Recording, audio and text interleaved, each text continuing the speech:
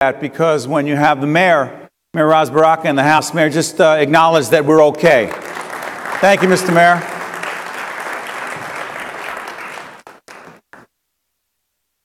This city, Newark, you don't need me to tell you, just because I happen to be born and raised here and love this city on so many levels. Everyone in this room in one way or another is connected to Newark, New Brunswick, Patterson, Jersey City, Camden, cities, communities that have really good people, but just need a little bit of help to be the best they can be, particularly when it comes to economic development. So when we had Senator Booker on our PBS series, State of Affairs, a couple weeks ago, and he talked about opportunity zones, I thought, this is fascinating. And 2 days later, get a call from Jose Lozano and says, hey, we're going to get a few people together and the media, and this is clearly not fake media. This is really good media right here. This is talented, tell the truth media. So in that spirit, when Jose asked if I would moderate this, the answer was obvious.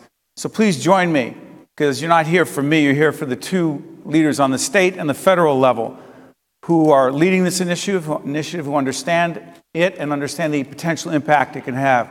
First, all the way from Washington, but from the Central Ward, if you will, before that, United States Senator Cory Booker.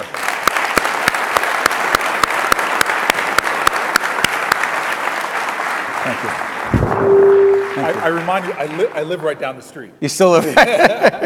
And we are honored to have, along with our United States Senator, he has not been governor for a particularly long period of time, but let's just say there's a lot of news, there's a lot of important things going on in the State House, and this, in terms of the state and the federal connection, is critical that we hear from our governor, New Jersey Governor, the Honorable Phil Murphy.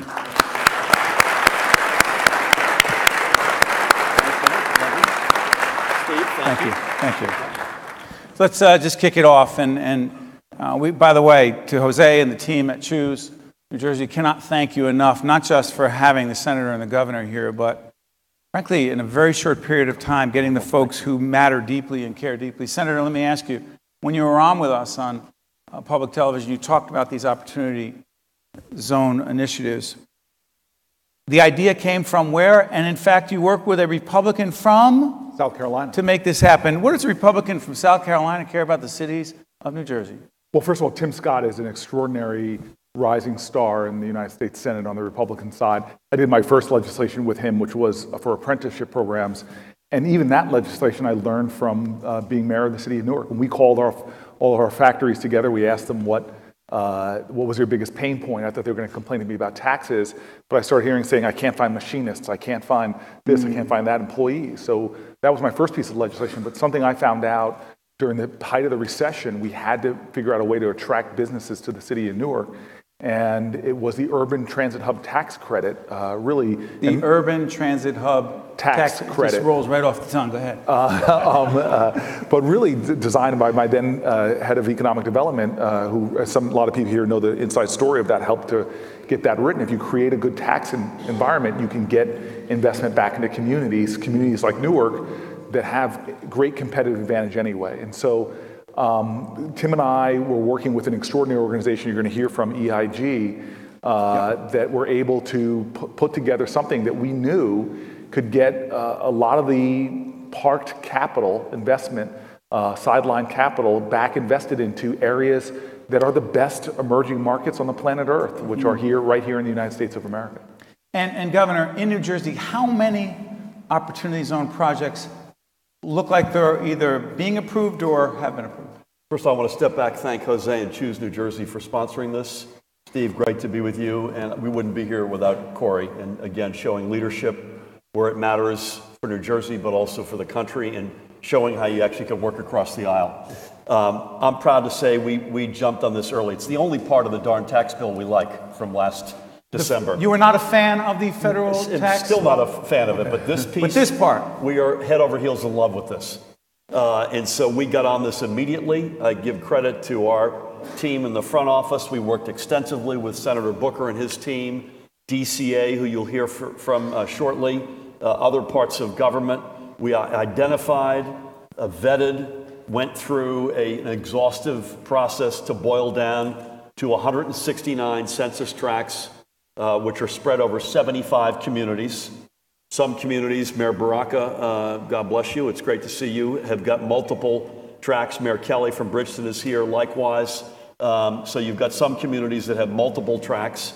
We're proud of what we presented. U.S. Treasury accepted our submissions. And excuse me, Governor, U.S. Treasury is the federal entity that approves or does not approve. Correct. It is, the jurisdiction is the U.S. Treasury. But again, we wouldn't be here without this guy and Senator Scott. And I appreciate it. I just want to give the governor a little more credit. First of all, this is the 6th-month anniversary of our governor swearing in. And in that short period of time, you please give that a round of applause. But excuse me, Governor, does it feel longer? I know for many out here it feels like 6 years, but for me, it has flown by. Okay. Thank you for that. But I don't want to just say that just to mark time. The reality is, I think that often you find this, and I know Mayor Baraka knows this well, that the most important work you do is often the most unglamorous. It's not going to catch the headlines.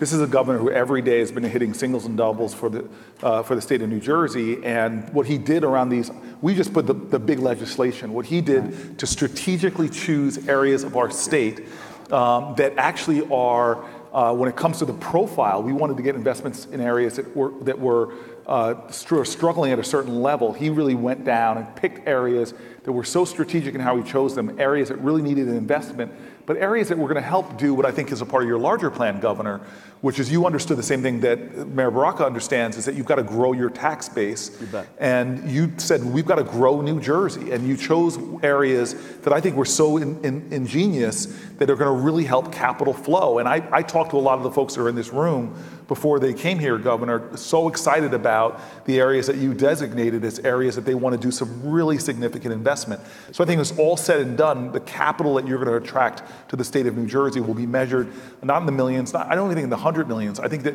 your efforts are going to bring billions of dollars of new investment into our state, grow our tax base, and create more revenue for all. I appreciate that. Again, we wouldn't be here without the legislation. By the way, I was remiss. I just want to acknowledge that the First Lady of the great state of New Jersey is in the House, Honorable Tammy Murphy. Let's do this. I feel like that's unfair. It is unfair. But I mean, what about my brother, Cory Booker? His first lady. His first lady is here, Lucille Booker. And they take care of business, Cory. Go ahead. He is in the House. We saw him. Could you? Where are you, Cory? Where are you? Where's my brother? Yes, he's the better Booker by far. Okay. And standing next to his wife, Lucille.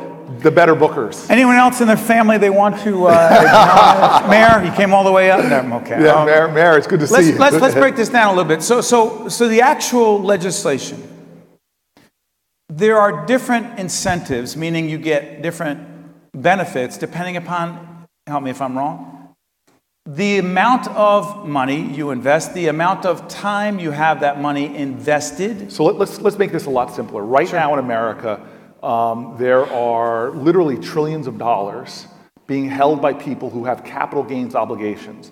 A significant amount of it is in households in America. People have stocks. If they sold those stocks, they would have a hit with capital gains tax. Corporations as well. There's about $6.1 trillion in total between corporations and individuals. And if they cashed out, sold their stock, they invested in Netflix at the right time, and now they can sell it, they're going to hit with capital gains. If they take that instead and invest it into these zones set up by the governor, and keep those investments up to 7 years, they can get a 15% break on their capital gains. 7 years. Oh, 7 years, but that's actually not the best part of it. As the mayors who are here know, that there are really good investments in areas. So they can actually make investments here, like Teachers Village, for example. Ron Bates in the House. This is Ron Bates' project that we did. If you invested in Teachers Village, it's going to be a money-making venture. And now the capital gains that you make on that over a 10-year period, you don't have to pay any capital gains. Zero. Which is the part that I've watched people literally drop their glass, look at me, are you serious? If I make an investment in Camden, New Jersey, or in other areas in the state that the governor has designated, and I keep my investments in those communities, remember, these are we've seen the devastation of local banks since the fall. In fact, three metropolitan areas get 3/4 of all of the venture money. We are a nation that's seeing all this recovery, but it's not a geographically an equally distributed recovery that we're having. And so this is something that says, hey, wait a minute, not just San Francisco, New York, and Boston are not the obvious places. The obvious places. There is investment potential all over. Genius in this country is equally distributed. There's many geniuses in Camden as there are in the San Francisco Bay Area. And we want to make sure that those ideas, that those businesses, that those opportunities are seeing the kind of investment. By the way, you mentioned banking. There are so many banks. I know Linda Bowden's here and so many others. Anyone from the banking community, put your hand up. Linda, it's you. Okay. I was curious to where folks are from. Yes, jump in. I was just going to add to this, Steve, a little bit akin to your asking who's here from the banks. This is as good a room of smart, sophisticated money as I've been in a long time. Potential investors. Huge. To back Cory's point, this is a game changer. And the great news is it isn't the usual suspects, as you just said. It isn't just New York, San Francisco, Boston, Atlanta. It's up and down this state. It's more urban than rural, but it's both. And the opportunity for the 1 + 1 = 3 moments are ripe up and down the state, with a particularly heavy emphasis, you referenced this earlier, Cory, to census tracts, not just that are at some level of poverty, which was the opening requirement to be considered, but also in particular in our assessment that had other attributes, in particular transit opportunities. What do you mean? Follow up on that, Governor. The opportunity to develop transit hubs in those census tracts was a particularly attractive piece. Not in every case, but in a lot of the assessments that we made. I'm curious about this, and not that I want to get into the politics, but obviously New Jersey, New York, some other states hurt very badly in the eyes of many in terms of the limited deduction capped at $10,000 for state and local taxes. Does this in any way, Governor, make up for that? Or are they just two totally separate issues? I see them as separate, very important issues, but this is not going to make up for the cap on the state and local tax deduction. These get at two different, in many respects, two different populations in our state.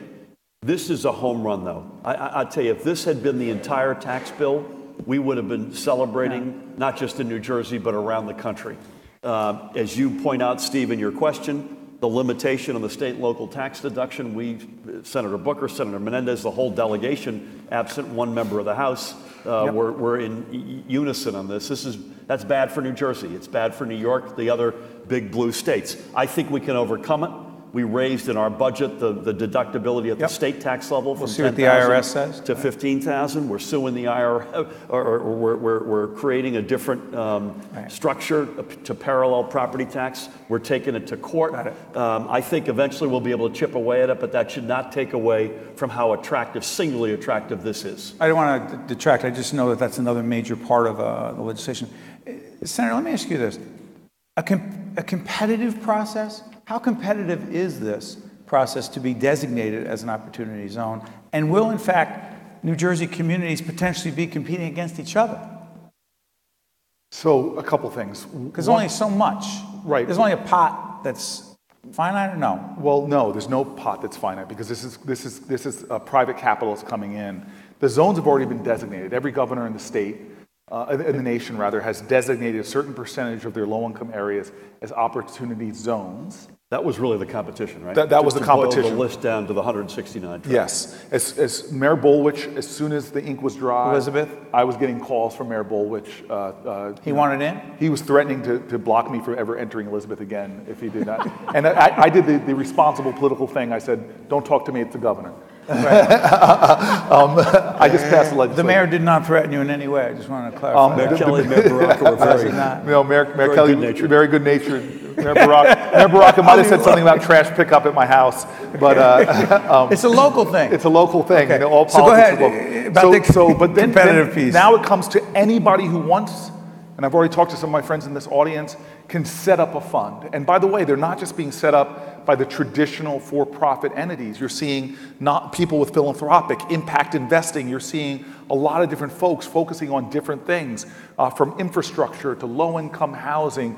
From we have a great tech initiative going on here. I saw Don Katz talk to him a little earlier, right, sitting in the front row. There's so many different ways that are designed by the genius of people who this is their business to do it. So whether it's Prudential, which has been doing impact investing, in fact is setting a national standard for impact investing, they are particularly poised to set up a fund that is focused on benefiting urban communities like they've done all around the area we're sitting right now. If you talk to just, I'm going to put you on the spot. What you told me earlier, can I share that?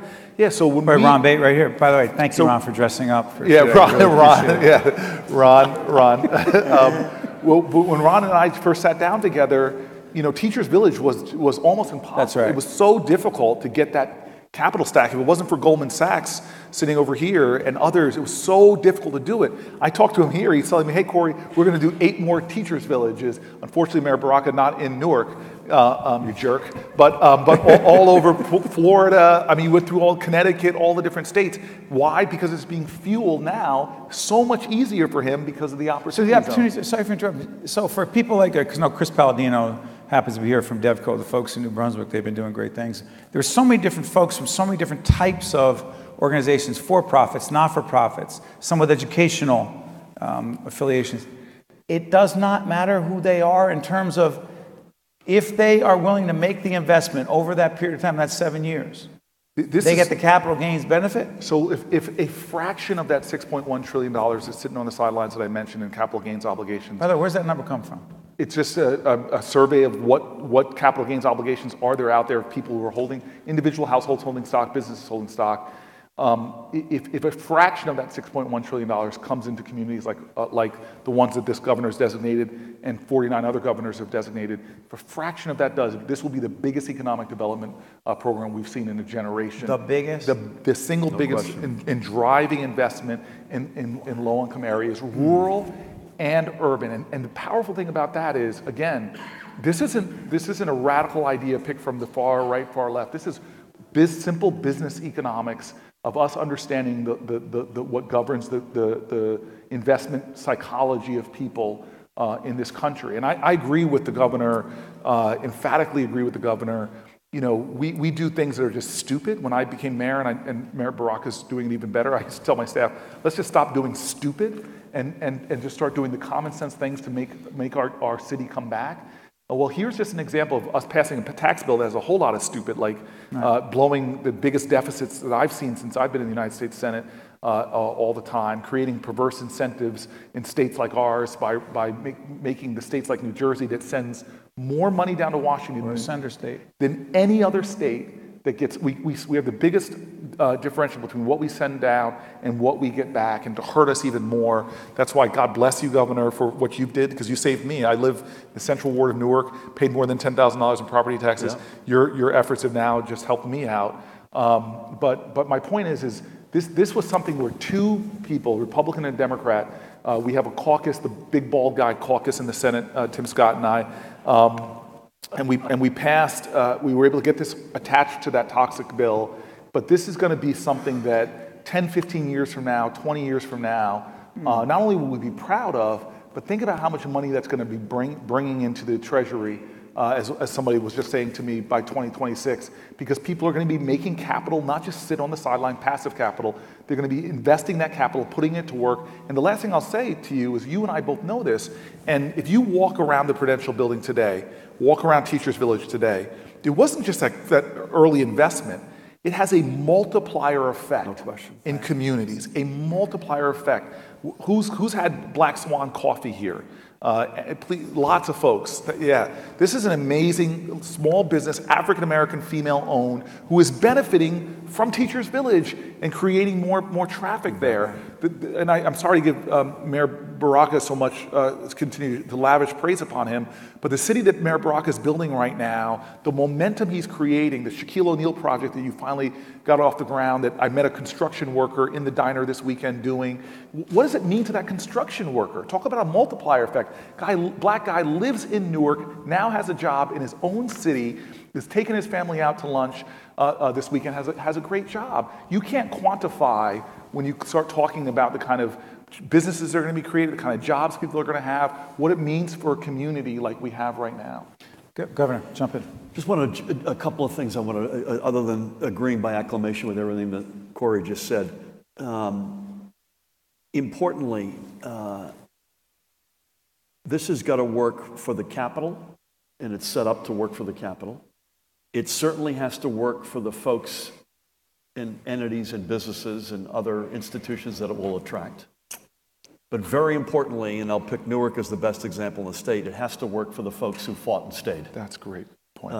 And that is, as we, in our role, as we sort of work with the mayors and their councils, with the capital, that's going to be really important. So the folks who have toughed it out in the Central Ward or the South Ward or in neighborhoods in Mayor Kelly's Bridgeton or in Chris Bolwood, who I saw this morning in neighborhoods in Elizabeth, right. It's got to work for everybody. That's an incredibly important. There's no reason it can't. Particularly Newark, you got 280,000 residents, plus or minus. You got a city that was once 500,000 residents. So on the surface, there's no reason in a community like that it can't work.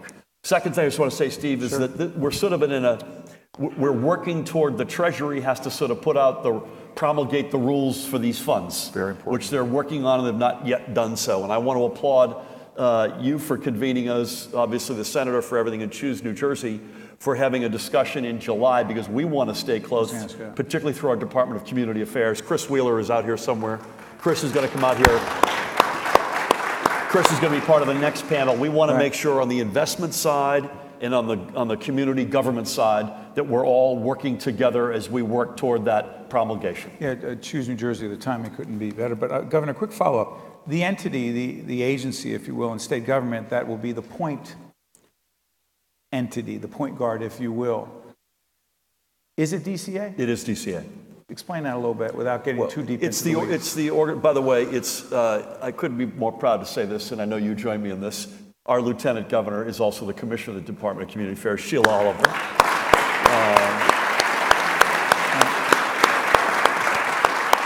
Essex County's own and a rock star. By the way, East Orange, she's from East Orange. Is East Orange one of the... Oh, yeah. I don't know how many tracks are in East Orange. Do we know? 3 They tracks. got 3? 3 tracks in East Orange. Not surprised. Go ahead. Ty Cooper, I do everything Ty tells me to do, and she's got all the numbers here. Go ahead. Talk about DCA. Steve, it's the right place because it's the department, and that doesn't mean the Department of Economic Development Authority. Tim Sullivan is here. They're going to be involved. But DCA is the right place because they live every single day with the 565 municipalities in the state. In this case, there are 75 of them that have been granted an opportunity zone, 1 or more. That's the right logical place. Listen, I want to be sensitive to time. Jose, where are you? Just want to give me a hand signal. Got 5 minutes? Jose, 5 minutes? Okay, I'll just take 5. All right. 5, thank you. President Trump supportive of this. Interesting, right? Yeah. Thinks it's a great idea. I still remember exactly where I saw President Trump brag about this program at a press conference. He bragged. He bragged about this program at a press conference. I'm sure it's... I'm just shocked about the bragging part. All right.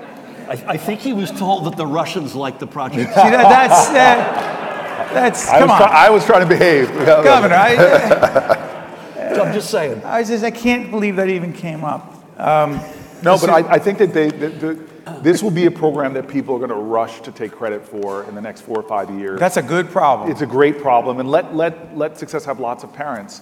And it's just when I've gone around, I've spoken to county executive groups, I've spoken to mayoral groups. Everybody knows having this as a tool in their toolbox, they can now compete. Because I believe that's the reason why, all kidding aside, that he was supportive. He gets it. Yeah. He was in that line of business. He understands this is going to be a home run, and he wants to get out of the head of the parade. So devil's advocate question for those who say, let the marketplace dictate. Let the marketplace. My young professor, Carl Van Horn, we talked about the role of government in these things. You're still clearly talking about these things and advising folks on this. So let the private sector dictate. Let the marketplace dictate in Newark and Elizabeth. Why is Chris Baldwin even talking to you folks about this? Let private investment deal with it. If it's not, viable, then it doesn't happen. What do you say to those folks? I think this is yet another reason to invest in these locations. For government to be engaged actively. Government, clearly, but this is flat out economically very attractive. So you will not have to, if you look around this room again and you see the folks who showed up today, this is, to some extent, you're going to be pushing on a screen door here. And I just want to add, we can't sit here in Newark and be ahistorical about the role of government in destroying New Jersey's cities. You bet. And outright bigoted legislation, FHA loans, the way they manipulated the system to disenfranchise certain communities, to undermine economic investment, to hurt communities. So government has always been involved. Look, helping and or hurting. New Jersey is the 5th most segregated state in the nation for African Americans, the 4th most segregated state in the nation for Latinos.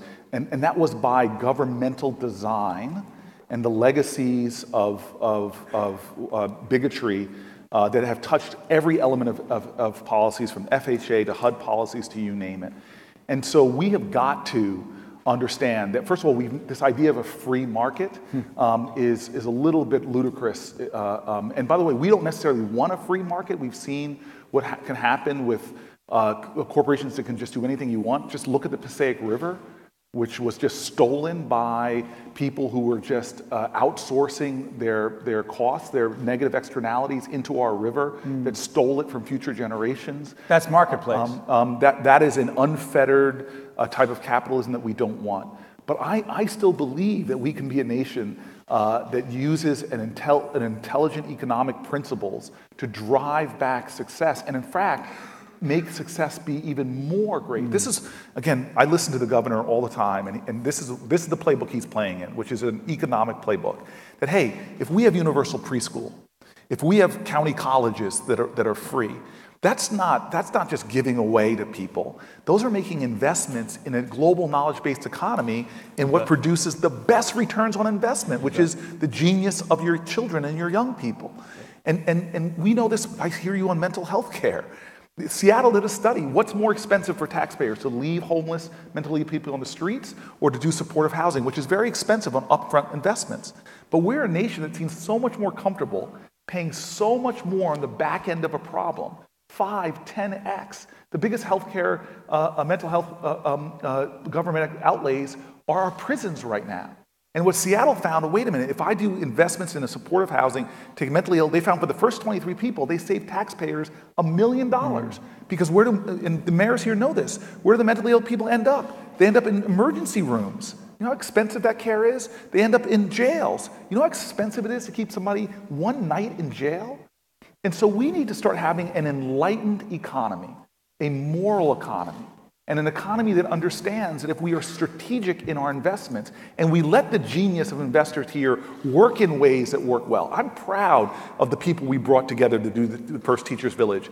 And the mayor knows this because he made sure I did it. We had apprenticeship programs for our kids. We made sure that there was local labor, so when people drive by, they see people from their community. That's the kind of public-private partnerships that come with a moral consciousness, not the recklessness we had just 40 years ago that destroyed communities, destroyed neighborhoods. And the last thing I want to say, just to the governor, in your 6 months here, is what I think that your strategy, and a lot of people, I hear a lot of talk these days, but I do believe that the only way New Jersey is going to get out of an impossible, I've never seen a governor who inherited a worse hand of cards than you have. Sincerely, a worse hand of economic cards. But it really reminds me where Mayor Brock and I were back in the recession, when we had to lay off 1,000 employees and raise taxes, horrible. But we knew the one way out of this, it was to grow our city, to attract investment back. And now we have projects coming online that are allowing this mayor's driving down crime, as you're able to get more police to do community policing, intelligent policing. New Jersey's solution ultimately is going to be growing our economic base. No question. And what this governor's showing, this is going to be one of the tools in his toolbox to begin to attract businesses back. Strategic things he's doing, whether what you're going to do to get our movie industry booming in this state. I can go through the things I know. It's non-sexy stuff. I talk about it all the time. That's why I'm still single, Governor. Final words, Governor. Listen, I appreciate the good words in our first 6 months, and we're not spiking the football. We have a long way to go. But opportunity zones, thanks to you and Senator Scott, are another weapon in that set of weapons that we have that focus on making New Jersey again a good value for money state. So it's worth it to be here, to live here, or to do business here, or to invest here. But to your point as well, a good values state that is proud to invest in public education from pre-K through higher ed, that cares about the environment, that cares about safer cities and sensible immigration and LGBTQ brothers and sisters and a women's health and women's program more broadly, that folks say, you know what, it's worth it here at every level, and making strategic investments in our communities, in public education and infrastructure, which this opportunity zone investment program will create, is yet another important element in that journey. On that note, the governor and the senator have gone beyond the time that we agreed that you would be here, and we have a follow-up forum after this that will be at least as compelling as this one. And I don't want to make a mistake here, Jose. I believe the governor and the senator are going to be back there. But stick around, because the next panel up is really going to get into the details for those people who are interested in investing. That's right. This is the sort of the practical people, how to roll up your sleeves and get involved in New Jersey's opportunity zones. This is the real panel. We were just the